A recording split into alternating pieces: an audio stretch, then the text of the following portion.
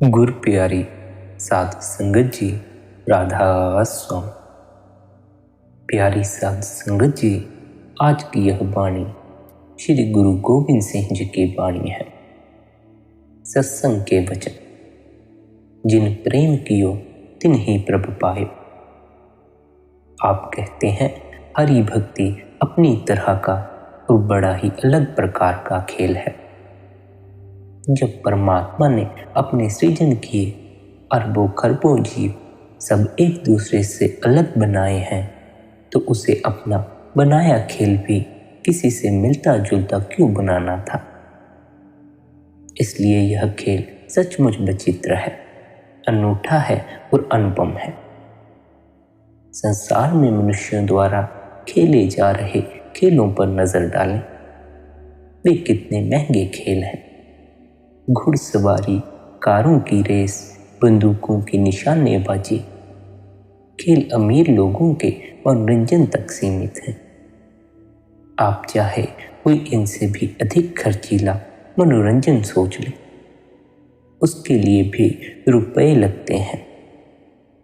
पर प्रभु रचित खेल का खर्च तो किसी भी करेंसी से नहीं चुकाया जा सकता। अगर किसी कीमत से कीमती रत्न या हीरे का मूल्य आंकने लगे तो 10 अंकों से आगे नहीं जा सकते। परंतु प्रेम का खेल तो जान की पेशगी अदायगी से शुरू होता है। आप कहते हैं विरह में व्याकुल प्रभु प्रेमी के लिए अपने प्रियतम का जिक्र सुन लेना ही इतना महत्वपूर्ण होता है कि वह उसके लिए अपने आप को निशावर कर देता है और फिर सोचता रहता है कि मुझसे पूरा मोल नहीं चुकाया गया, जरूर कुछ बकाया रह गया है। गुरु नानक साहिब भी किसी वियोग की घड़ी में अपने आप से पूछते हैं, हे मन, अगर मेरे मालिक के बारे तुझे कोई कुछ कहे या बताए तो तू उस मेहरबान के प्रति कैसा व्यवहार करेगा। फिर आप ही जवाब देते हैं कि मैं अपना सिर काटकर उसके आसन के तौर पर प्रस्तुत करूंगा और बिना सिर के उसकी सेवा करूंगा। इसी प्रकार गुरु अर्जुन साहिब प्रभु प्रियतम का शुभ संदेश लाने वाले सद्गुरु को अपना तन मन और अपना सब कुछ भेंट करके संतुष्ट नहीं होते, क्योंकि आपकी दृष्टि में भी सिर भेंट किए बिना उस प्यारे मित्र के प्रेम का बदला नहीं चुकाया जा सकता। परमेश्वर के ये मत वाले उस पर अपना सब कुछ कुर्बान कर देते हैं, पर जरा भी एहसान नहीं जताते। कह देते हैं कि तेरी ही दौलत तुझे लौटाई है, इसमें मेरा तो कुछ नहीं गया। लेकिन फिर एक और हम हैं जो मन, तन, धन कुछ भी प्रभु को देने में समर्थ नहीं है, और दूसरी ओर वे हैं जो देते समय अपने लिए कुछ भी बचा कर नहीं रखते। हमसे तो इस तरह के देने की कल्पना भी नहीं होती। इस प्रकार का देना इसलिए संभव हो जाता है कि ऐसे प्रेमियों ने अपने आप को ही प्रियतम को अर्पित कर रखा है। उनका कोई अलग अस्तित्व ही नहीं बचा है। फिर कौन किसे दे और कौन किससे ले। आप कहते हैं हरि और भक्त के बीच अपने और पराये का अंतर मिट जाता है, पर इस अंतर का मिटना बड़ा ही कठिन है। अगर कोई लोहे की मेख यह चाहे कि मैं फिर से अपना मूल रूप प्राप्त कर लूं, तो वह तपकर, लाल होकर, पिघलकर ही अपनी आज की शक्ल से मुक्त हो सकेगी। उसके लिए उसे बेहद तेज तापमान सहन करनी पड़ेगी। प्रीति के खेल में इस तापमान या तपिश को विरह कहकर पुकारा जाता है। फरीद साहिब ने विरह की प्रशंसा करते हुए उसे सुल्तान कहा है और उससे खाली काया को निपट लाश। जो तन विरह से रहित है वह बेजान पिंजर है, और पिंजर तो जला दिए जाते हैं। वे किसी काम के नहीं होते। विरह अत्यंत स्वादपूर्ण दर्द है। इसका अनुभव वह जिज्ञासु करता है जिसने प्रभु प्रियतम से मिलाप कर लिया हो और इसके बाद उससे बिछड़ गया हो। प्रियतम का मिलाप कितना रसमय, कितना आनंदपूर्ण होगा, इसका अनुमान इस बात से लगा सकते हैं कि उससे दूर होने की पीड़ा इतनी तेज होती है मानो कोई चिमटों से शरीर का मांस तोड़ रहा हो। यह वियोग की पीड़ा ही जीव को परमात्मा के आगे समर्पण करने की शक्ति बख्शती है। तब कहीं जाकर शिष्य गुरु के चरणों में अपना सर भेंट कर देने की बात कह पाता है। आप कहते हैं आत्मा का परमात्मा के साथ प्रेम का रिश्ता है। प्रेम क्या है? किसी दूसरे में समा जाना, अपनी खुद ही को मिटा देना और दूसरे का रूप बन जाना, यही प्रेम है। आखिर में आत्मा को परमात्मा में विलीन होकर परमात्मा का ही रूप बन जाना है और अपनी अस्थि को मिटा देना है। इसीलिए हजरत ईसा ने भी कहा था परमात्मा प्रेम है। उस प्रेम की यही विशेषता होती है कि वहाँ आपका कोई वजूद नहीं रहता, केवल परमात्मा का ही वजूद रहता है। यही प्रेम है। जब हम दुनियावी शक्लों और पदार्थों के मोह में बंधे होते हैं तो दिल में परमात्मा से प्रेम के लिए जगह कहाँ है? मन तो एक ही है और वह इतने सारे लोगों के साथ एक ही समय में प्रेम कैसे कर सकता है?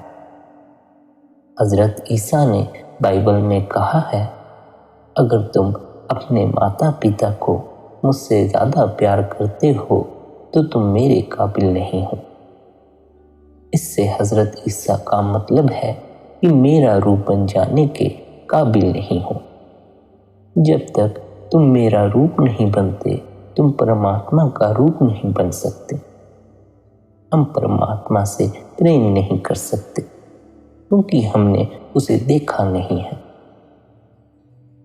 जिसे हमने कभी देखा ही नहीं, जब हम यह भी नहीं जानते कि वह दिखने में कैसा है, जब हम यह भी नहीं जानते कि वह रहता कहाँ है, उसकी शक्ल या रूप कैसा है या उसका कोई रूप है भी या नहीं, तो हम उससे प्रेम कैसे कर सकते हैं? हम दुनियावी शक्लों और दुनियावी पदार्थों से प्यार करते हैं। हमारी अपनी माँ भाई बहनों के साथ खून का रिश्ता है। हमारी पत्नी और हमारे मित्र हमारा साथ निभाते हैं। हम अपनी जायदाद से प्रेम करते हैं जो कि हमने अपने खून पसीने की कमाई से खरीदी है। हम अपने मजहबों से प्रेम करते हैं क्योंकि हम उन्हीं परंपराओं में पैदा हुए हैं। लेकिन हम उस परमात्मा से प्रेम कैसे कर सकते हैं जिसे हमने कभी देखा ही नहीं, जिसे हमने कभी जाना ही नहीं, जबकि हम यह भी नहीं जानते कि वह दिखने में कैसा है। आप कहते हैं दुनियावी प्रेम हमें अपने स्तर पर वापिस खींच लाएगा। केवल परमात्मा का प्रेम ही हमें परमात्मा के स्तर तक वापिस ले जा सकता है। इसलिए संत कहते हैं कि जब परमात्मा हमें इस रचना से खींचकर अपने स्तर तक लाना चाहता है तो वह अपने पुत्रों को हमारे स्तर पर भेज देता है और हमें चुनने के बाद वह हमें अपने किसी पुत्र, किसी संत महात्मा को सौंप देता है।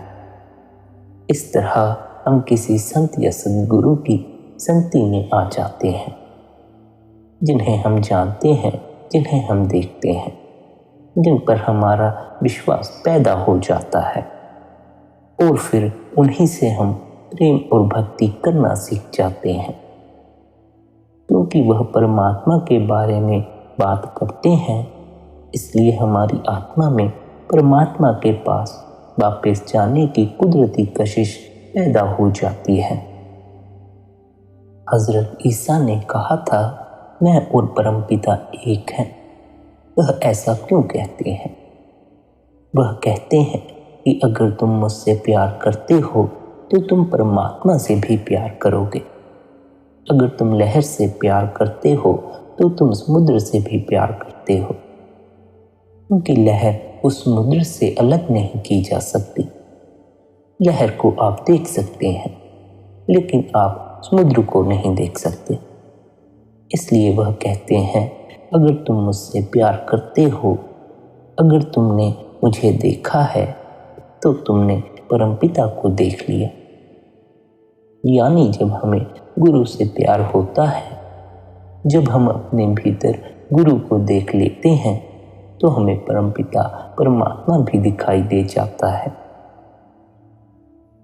आप कहते हैं, इस तरह परमात्मा अपने संतों के जरिए हमारे अंदर अपना प्यार पैदा करता है।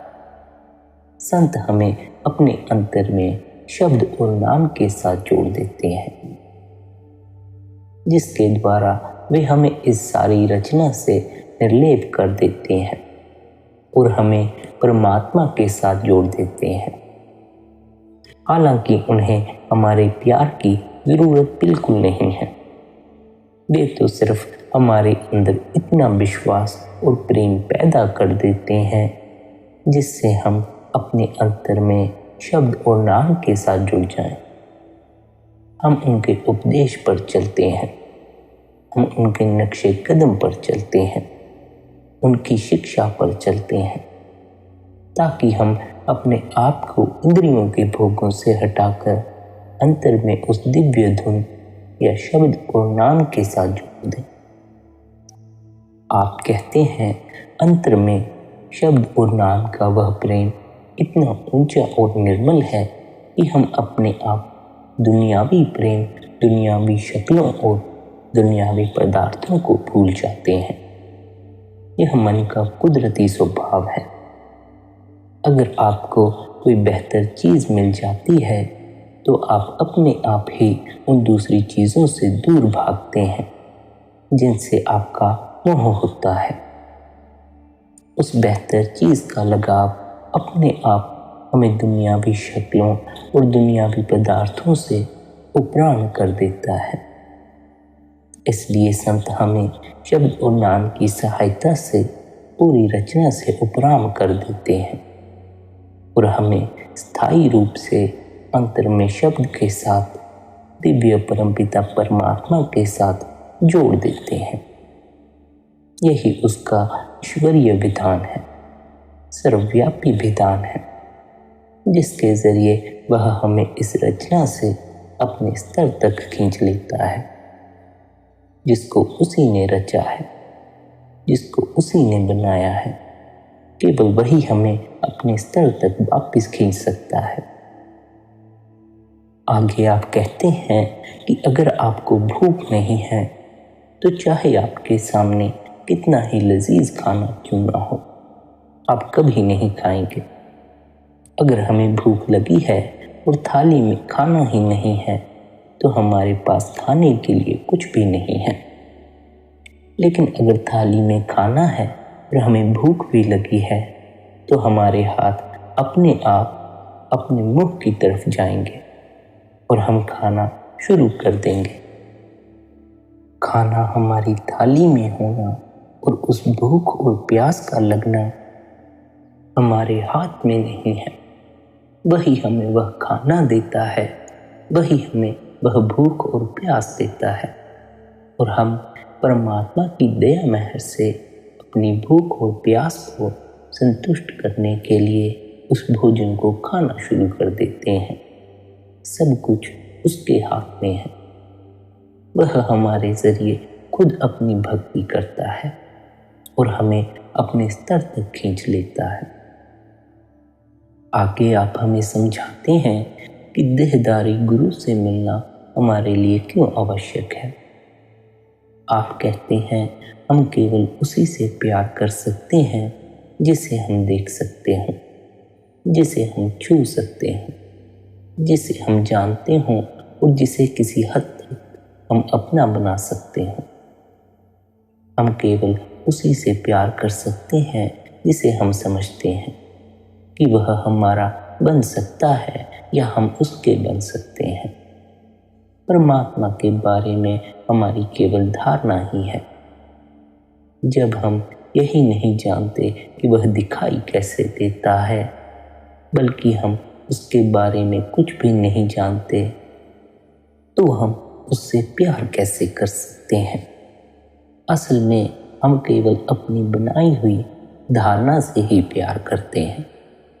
असलियत तो यही है कि हम परमात्मा से प्यार करते ही नहीं। इसलिए हमें जीवित सद्गुरु या देहधारी सद्गुरु के माध्यम की ज़रूरत होती है, क्योंकि हम उनसे प्यार कर सकते हैं, हम उन्हें जान सकते हैं, हम उन्हें देख सकते हैं। जो संत महात्मा हमें बहुत पहले छोड़कर जा चुके हैं, बेशक वे सब महान सद्गुरु थे, महान संत थे, और वे सब परमात्मा से एक हो चुके थे। लेकिन हमारे लिए वे उतने ही दूर हैं जितना कि खुद परमात्मा। हम परमात्मा के बारे में कुछ नहीं जानते, ना ही हम गुजरे हुए संत महात्माओं के बारे में कुछ भी जानते हैं। हम उनसे प्यार कैसे कर सकते हैं जब हम यह भी नहीं जानते कि वे देखने में कैसे थे? केवल और केवल आप जीवित सद्गुरु से मिलाप करके ही जन्म मरण से छुटकारा पा सकते हैं, क्योंकि आप उस देह से प्यार करते हो जिसको शब्द ने धारण कर लिया है। उस देह से प्यार करके उस देह के लिए हमारा प्यार परमात्मा के प्यार में तब्दील हो सकता है। उस देह से प्यार करके असल में आप उस शब्द से प्यार करते हो जो उस देह में मौजूद है। अंत में हमारा गुरु वह शब्द ही है जो उस देह में मौजूद है। आत्मा शिष्य है और शब्द गुरु है। यह देह शिष्य नहीं है, ना ही गुरु की देह गुरु है, क्योंकि देह यहीं रह जाएगी। ये 5 तत्व हमने यहीं से लिए हैं, इन्हें हम यहीं छोड़ जाएंगे। ये हमारे साथ कहीं नहीं जाने वाले। आत्मा ही शिष्य है। आत्मा को वापस परमात्मा के पास जाना है और आत्मा को अंतिम में उस दिव्य धुन से प्यार करना है। इसलिए देह के जरिए आत्मा अंतर में उस शब्द के साथ जुड़ जाती है। इसी कारण से हमें जीवित सद्गुरु की ज़रूरत होती है। या तो हमें कभी भी किसी गुरु की ज़रूरत नहीं है, और अगर गुरु की ज़रूरत है तो वक्त के जीवित गुरु की। दूसरा कोई तरीका नहीं है। आगे आप कहते हैं, सद्गुरु को देखे बिना आप नाम दान प्राप्त नहीं कर सकते। देखने का मतलब है कि जब वह देह में हो, आप भी देह में हो और आपको उस सद्गुरु से नामदान मिला हो, तभी तो आपने उन्हें देखा होता है। फिर आपको उनके उपदेश पर अमल करके उनकी शिक्षा के अनुसार जीवन बिताना है। इसलिए नामदान प्राप्त करने के बाद अगर सद्गुरु शरीर छोड़ जाते हैं, फिर भी आपका संबंध स्थायी है। आपने सद्गुरु के साथ हमेशा के लिए रिश्ता जोड़ लिया होता है। वह रिश्ता कभी नहीं टूटता, वह आपके लिए हमेशा जीवित रहते हैं। जब आप एक बार किसी संत को सद्गुरु स्वीकार कर लेते हैं और वह आपको नाम देकर संत मार्ग पर डाल देते हैं, तो वह सद्गुरु आपके लिए हमेशा जिंदा रहते हैं। आपके सद्गुरु आपके लिए हमेशा जीवित रहते हैं, बशर्ते कि आपने उन्हें देह स्वरूप में देखा हो और उन्होंने आपको नामदान की बख्शीश की हो, राह पर डाला हो। फिर चाहे वह सद्गुरु अपना शरीर त्याग दें, तब भी वह आपके लिए कभी नहीं मरते। नामदान के समय सद्गुरु आपके अंदर विराजमान हो जाते हैं। वह आपके अंग संग होते हैं और वह हमेशा परमपिता परमात्मा के पास पहुंचाने के लिए आपका मार्गदर्शन करते रहते हैं। लेकिन जो संत महात्मा पहले हो चुके हैं और जिनके दर्शन हमने देह स्वरूप में कभी नहीं किए, वह हमारे सद्गुरु नहीं हो सकते। केवल जो संत देह स्वरूप में मौजूद हैं, वह हमें नामदान बख्श सकते हैं और मार्ग पर ला सकते हैं। वह हमारा मार्गदर्शन कर सकते हैं। आगे आप कहते हैं, असल में सद्गुरु का मतलब ही अपने वक्त का जीवित सद्गुरु है। गुरु की जरूरत क्यों होती है? क्योंकि हम परमात्मा के स्तर तक नहीं पहुंच सकते। कोई ऐसा व्यक्ति जो हमारे स्तर पर हो, वही हमें परमात्मा के पास वापस जाने का रास्ता दिखा सकता है। हमारे अंदर मालिक का प्रेम और भक्ति पैदा कर सकता है, हमें रास्ते पर डाल सकता है और परमात्मा के पास वापस जाने के लिए हमारा मार्गदर्शन कर सकता है। गुरु के पास जाने की ज़रूरत इसलिए होती है कि ना तो हम अपने आप मालिक तक पहुंच सकते हैं और ना मालिक अपने असली स्वरूप में, चाहे वह स्वरूप कैसा भी हो, हम तक पहुंच सकता है। इसलिए हमें किसी माध्यम की सद्गुरु की जरूरत पड़ती है। अगर हमारा सद्गुरु वापस जाकर हमेशा के लिए परमात्मा में समा गया है, जबकि हम अभी उनके शिष्य नहीं बन पाए, तो वह हमारा मार्गदर्शन कैसे कर सकता है? फिर गुरु की जरूरत ही क्या है? ऐसे में सीधे परमात्मा से ही क्यों न मार्गदर्शन प्राप्त कर लिया जाए। लेकिन परमात्मा हमसे बहुत दूर है, इसलिए हमें उससे मदद नहीं मिल सकती। वह हमारे स्तर पर नहीं है, इसलिए हमें किसी ऐसे माध्यम की ज़रूरत है जो परमात्मा से हमारे स्तर पर आया हो और वह परमात्मा के स्तर पर भी हो। केवल वही हमें वापस परमात्मा के पास ले जाने के लिए हमारा मार्गदर्शन कर सकता है। इसीलिए हमें जीवित सद्गुरु की ज़रूरत है। अगर हम सीधे परमात्मा तक पहुंच सकते तो हमें सद्गुरु की ज़रूरत ना होती, लेकिन हम ऐसा नहीं कर सकते। इसलिए जिसे हम अपना सद्गुरु मानते हैं, अगर वह हमारे स्तर पर नहीं है तो वह हमारा मार्गदर्शन कैसे कर सकता है? वह हमें वापस ले जाकर परमात्मा के साथ कैसे मिला सकता है? आप कहते हैं, हर एक संत महात्मा ने जीवित सद्गुरु की जरूरत पर जोर दिया है। लेकिन अक्सर जब कोई महात्मा संसार से वापस चला जाता है तो हम उसी पर भरोसा करने लगते हैं जिसने एक लंबा अरसा पहले इस दुनिया को छोड़ दिया हो। केवल देहधारी गुरु जो शब्द से जुड़ा हो, वही हमें मालिक से जोड़ सकता है। और यदि हम वापस जाकर उस परमपिता परमात्मा से मिलाप करना चाहते हैं तो हमें ऐसे महात्मा की तलाश करनी होगी जो इस समय देह में ही हो और साथ ही उसकी परमात्मा तक पहुँच हो, यानी वह भीतर शब्द से जुड़ा हो। सिर्फ वही हमारे अज्ञान के पर्दे को हटाकर मालिक के पास वापस जाने के लिए हमारा मार्गदर्शन कर सकता है। आगे आप कहते हैं, हमें हमेशा गुरु की ज़रूरत है। हम इस हद तक मन और इंद्रियों के गुलाम बन चुके हैं कि जब तक वापस परमात्मा के पास ले जाने के लिए हमें कोई जड़ से हिला ना दे, हम वहाँ पहुँच नहीं सकते। हम बहुत गहरी नींद में सोए हुए हैं। हम सब मुर्दा हुए पड़े हैं। हमें किसी ऐसे सहारे की ज़रूरत है जो हमारे अंदर जान डाल दे, हमें किसी ऐसी हस्ती की ज़रूरत है जो हमें वह आँख दे जिससे हम अंतर में देख सकें। हमें उसकी ज़रूरत है जो वे कान दे जिनसे हम अंतर में सुन सकें।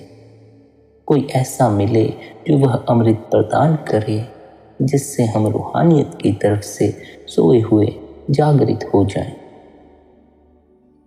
आप कहते हैं साथ ही साथ हमें गुरु की ज़रूरत इसलिए भी है क्योंकि अंदर हमारे रास्ते में एक से बढ़कर एक प्रलोभन और रुकावटें हैं। इस दुनिया में भी जब हम परेशान हो जाते हैं, हताश हो जाते हैं, हमें कुछ सूझता नहीं और हम बहुत दुखी हो जाते हैं, तब हम किसी की सलाह और मदद लेते हैं। अंतर का मार्ग तो और भी ज़्यादा मुश्किल है। जब तक कोई हमारा मार्गदर्शन न करे, हमें हमारे घर ले जाने के लिए हमारी अगुवाई न करे, हमारा उस रास्ते पर चलना मुमकिन नहीं। आप कहते हैं हम जो कुछ भी दुनिया में सीखते हैं उसके लिए हमें हमेशा उस्ताद की ज़रूरत होती है, ऐसा उस्ताद जिसे उस चीज़ का ज्ञान हो। आप कई डॉक्टरों, वकीलों, इंजीनियरों से मिले होंगे और उनमें से कोई भी सिर्फ किताबें पढ़कर या लेबोरेटरी में जाकर ही डॉक्टर, वकील या इंजीनियर नहीं बना। स्कूलों और कॉलेजों में कई कई साल पढ़ाई करने के बाद भी उनको प्रैक्टिकल ट्रेनिंग लेनी पड़ती है, तब कहीं जाकर वे तरक्की कर पाते हैं। किसी भी दुनियावी विद्या, दुनियावी फायदे के लिए हमें गुरु की संगति करनी पड़ती है, उनसे शिक्षा लेनी पड़ती है। रूहानियत की विद्या तो सबसे मुश्किल है। इसके लिए भी हमें सद्गुरु की, रूहानियत के गुरु की ज़रूरत होती है। वह हमें बताता है कि परमात्मा की खोज क्यों करनी है, परमात्मा कहाँ है, किस तरह से उसे ढूंढ सकते हैं। हमारे और परमात्मा के बीच इस चीज़ की रुकावट है और उन रुकावटों को, उन पर्दों को अपने और परमात्मा के बीच से दूर कैसे किया जा सकता है, केवल गुरु ही इसके बारे में हमें समझाता है। उसे आप सद्गुरु कहें, अध्यापक कहें, दोस्त कहें, जो चाहे कह लें। ये तो केवल नाम है जो हम दुनिया में किसी को पहचान के लिए देते हैं। हमें गुरु शब्द से कोई गलतफहमी नहीं होनी चाहिए। हम उसे शिक्षक कह सकते हैं या फिर किसी और नाम से भी पुकार सकते हैं, लेकिन हमें इस रास्ते पर डालने वाला, इस रास्ते के बारे में सब कुछ बताने वाला कोई ना कोई ज़रूर चाहिए। रास्ते में कई रुकावटें हैं, हमें भटकाने के लिए कई प्रकार के प्रलोभन हैं। जब तक कोई ऐसा मार्गदर्शक साथ ना हो जो हमें सही रास्ते पर रख सके, हम कभी यह सफर तय नहीं कर सकते। इस दुनिया के अनुभव हमें यही बताते हैं। अंतर के मार्ग पर तो सही मार्गदर्शक के बिना, सही अनुभवी अध्यापक के बिना चलना और भी मुश्किल है। अंदर कदम कदम पर अनेक प्रलोभन हैं। जब हम ख्याल को समेटकर अंतर में आंखों के पीछे पहुंचते हैं तो मार्ग में बहुत सी रुकावटें आती हैं। मार्गदर्शक के बिना हम भटक जाएंगे। जब हमें कोई भी दुनियावी विद्या सीखने के लिए गुरु या अध्यापक की ज़रूरत पड़ती है तो यह कैसे मुमकिन हो सकता है कि हमें अंतर में जाने के लिए, अपने असली घर जाने के लिए गुरु की ज़रूरत ना पड़े। अगर गुरु की ज़रूरत ना होती तो दुनिया में किसी संत के आने की ज़रूरत भी नहीं होनी चाहिए थी। आप कहते हैं कि हम पर संगति का कितना गहरा असर पड़ता है। अगर हम नेक इंसानों की संगति करते हैं तो उनका असर हम पर पड़ता है, क्योंकि हम भी उन जैसे बनना चाहते हैं। अगर बुरे लोगों की संगति करते हैं तो उनके बुरे विचारों का असर पड़ता है, और हम भी उनके साथ गलत रास्ते पर चल पड़ते हैं। इसलिए हमें ऐसे गुरु की ज़रूरत है जो हमारे आसपास भक्ति का माहौल पैदा कर सके, ताकि हम उस मार्ग पर चलकर अंतर में जा सकें। हम दुनिया में गुरु के बिना कुछ भी हासिल नहीं कर सकते, इसलिए हम आंतरिक मार्गदर्शक या गुरु के बिना परमात्मा को कैसे प्राप्त कर सकते हैं। प्यारी साध संगत जी, आज के इस सत्संग के जरिए आपने हमें समझाने का प्रयास किया है कि यदि परमात्मा को हासिल करना है, अपने सच्चे घर में प्रवेश करना है, तो हमें गुरु से मिलाप करना ही होगा। हमें शब्दधारी गुरु की तलाश करनी ही होगी, क्योंकि वही हमें उस मालिक की दरगाह का रास्ता बता सकता है, उस मालिक से मिलाप करने का तरीका बता सकता है। बगैर उस्ताद के हम अपनी मंजिल पर नहीं पहुंच सकते।